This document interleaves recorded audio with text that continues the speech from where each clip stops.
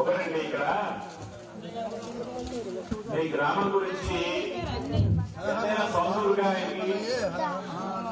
ఎవరు ఈ మర్రివాడ వెంకటేశ్వర రెడ్డి గారికి సొంతూరు కదా, అందుకని మా దగ్గర చాలా గొప్పగా చెబుతుంటాడు. ఎలా చెబుతుంటాడంటే మా ఊళ్ళో చాలా మంది ఉన్నారయ్యా, మా బంధువులు స్వబంధువులు గుళ్ళోకి వస్తారు కానీ కళ్యాణం కూర్చోడానికి కలిసిపోతున్నారు, ఎంతమంది ఉండే లాభం అని గొప్పగా చెబుతుంటాడు. మీ గురించి ఏమిటయ్యాకి గొప్పగా చెబుతున్నావు, తిరుగుతున్నావు అర్థం కావట్లేదు అన్నాడు. గొప్పగా చెప్తున్నాం అనుకున్నారు కానీ ఆగట్లేదు అని చెప్పాలంటూ ఉంటాడు.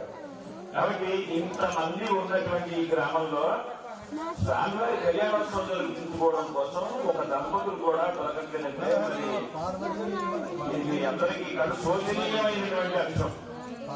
బాగా ఆలోచించుకోవాలి మీరందరూ కూడా. ఎందుకంటే సర్వ ధర్మాలలో కూడా గొప్పదైనటువంటి ధర్మం ఏదైనా ఉందంటే మన హైందవ ధర్మం. ఈ ధర్మంలో పుట్టి ఈ ధర్మంలో పెరిగి ఈ ధర్మంలోనే వసించేటటువంటి మనకి ఒక్క పూట స్వామివారి కళ్యాణోత్సవం చేయడం చూడడానికి ఓపిక అది చాలా ఆశ్చర్యంగా ఉంది. నిజంగా చెప్తున్నాను, ఇది హర్షణీయమైనటువంటి మాట అయితే కాదు, కష్టంగా మాట. మీ అందరూ మీరు ముందుకు రావాలి, వచ్చి అయ్యా మేము కూర్చుంటాం స్వామివారి సేవ చేద్దాం అనుకుంటున్నాం. కూడా కాంగ్రెస్ అయితే స్టేజ్ కట్టించారుగా పెద్దవాళ్ళందరూ కలిసి, దానికి బాధ్యత ఉంది. ఒకవేళ ఇంకేదైనా ఇబ్బందులు ఉంటే చెప్పాలి, అధిగమించే ఇబ్బందులు కానీ మానవ ప్రయత్నం చేయాలి, అధిగమించాలనేటువంటి ఇబ్బందులు అయితే ఏం కాదు కదా. శివరాత్రి జాగరణోత్సవంలో భాగంగానే ఇది కూడా చేసుకున్నాం మనం కూడా. ఈ జాగరణోత్సవం ఇప్పుడు మామూలుగా ఇంట్లో ఉంటే ఈ వాడిని 2 అంతా నిద్రలో ఉండేవాడు ఉన్నా కదా. అదే అంటారు ఈ వాడిని 2 అంతా నిద్రలో ఉండేవాడు అందరూ కలిసి, అవునా? మరి ఇప్పుడు దాకా ఎందుకు వస్తున్నాం? ఈ అందరూ కలిశారు కాబట్టి. కలవకపోతే అందుకని కాస్త సమయంగా ఆలోచన చేసి ఇలా కాకుండా ఇంతకన్నా వైభవంగా చేయాలని 4 కలిసి స్వామివారి సేవలో పాల్గొని స్వయం తీర్ణ పరాంతారయతి అనేటటువంటి వాక్యాన్ని అనుసరించి మేము ధరించడంతో పాటుగా అందరినీ కూడా ధరింపజేసేటటువంటిదే ఈ ధర్మం. కాబట్టి ఈ క్షణంలో ఇక్కడితో ఆగకుండా మరలా ప్రతి సంవత్సరం కూడా ఇంతటి 10 పెరిగి స్వామివారి సేవలో పాల్గొనాలని నా మనపూర్వకమైనటువంటి ప్రార్థన స్వామివారి అర్పిస్తూ మీ అందరినీ కూడా ఆశీపూర్వకమైనటువంటి అభిలాషతో మీ అందరికీ మంగళాశాసనం చెప్తున్నాను. ప్రతి ఒక్కరూ స్వామి సేవలో ధరించండి. మొన్న మీ స్వామి అలాగే ఈ స్వామివారికి ఆభరణంగా వెండి సర్పాభరణాలు ఇద్దామని చెప్పని మన ధర్మకర్తలు కూడా ముందుకు వచ్చారు అనుకుంటున్నారు. ఇది స్వామివారికి కైంకర్యం చేసేటటువంటి గొప్పదైనటువంటి అంశంగా భావించవచ్చు. ఎందుకంటే మీ స్వామివారి పేరు ఏంటి? ఇక్కడ గట్టిగా చెప్పండి, తెలియదా మీకు? మరి గట్టి చెప్పండి. నాగేశ్వర స్వామినా? బాగుందమ్మా, నువ్వు బంగారు తల్లి, నువ్వే బాగా చెప్తావు, వీళ్ళెవరికి చేత కాదు, నువ్వు బాగా చెప్తావు.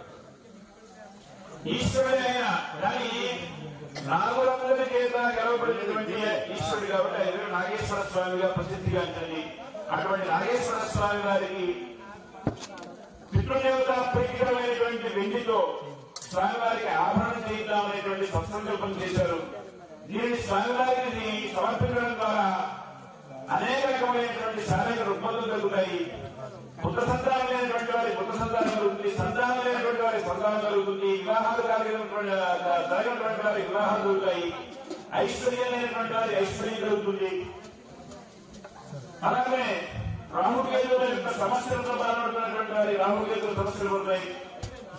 జాతకాల సమస్యలతో కుట్టుబెట్టాడుతున్నటువంటి వారికి జాతక సమస్యలన్నీ కూడా తీరిపోతాయి. అలాగే కూడా హరిస్తుంది. కాబట్టి ఈ విషయాన్ని అందరూ కూడా మనస్సు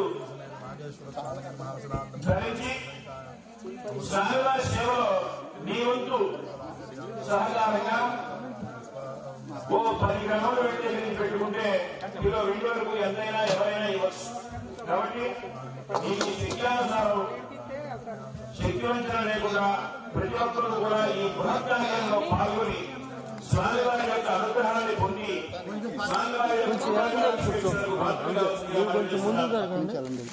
ఈ మహత్కార్యాన్ని మరణ సంవత్సరం స్వామివారి కళ్యాణోత్సవానికి ముందుగా స్వామివారికి ఈ ఆభరణాన్ని అలంకరించుకుని తీసుకొచ్చి ఇక్కడ పెట్టాలనేటువంటి బృహత్ సంకల్పాన్ని మీ అందరి అందరూ కూడా నేను కలిగింపజేయాలని ప్రతి ఒక్కరూ కూడా ఇది గురుతర బాధ్యతగా మీ ఉదస్కారాన్ని వేసుకుని మీకు ఓపిక కొద్ది ఒక 10 గ్రాములో 100 గ్రాములో 1/4 కిలోలో ఏది వీలైతే అది స్వామివారికి సమర్పణ చేసి స్వామివారి సేవలో పరిసరాన్ని మనం చేస్తున్నాం.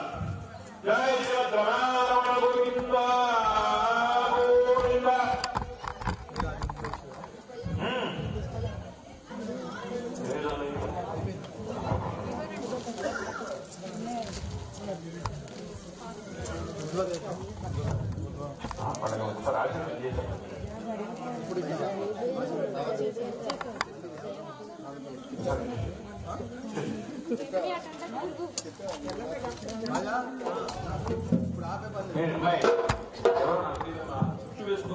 వేసుకోకుండా పైకి వస్తే నేనైతే ఒప్పుకోలేదు.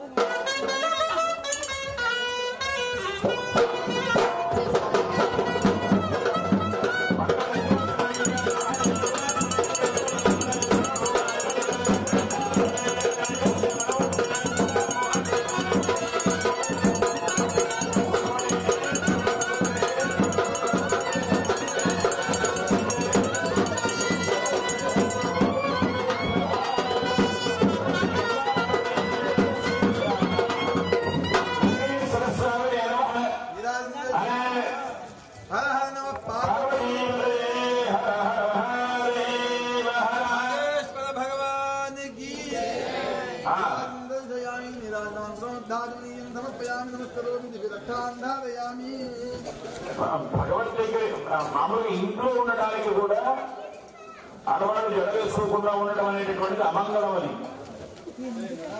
ఇంట్లో ఉన్నప్పుడు కూడా నల్లబొట్టు పెట్టుకోవడం తాపటలో కుంకుమ లేకుండా ఉన్నటువంటి ముత్తైదువులను చూడడం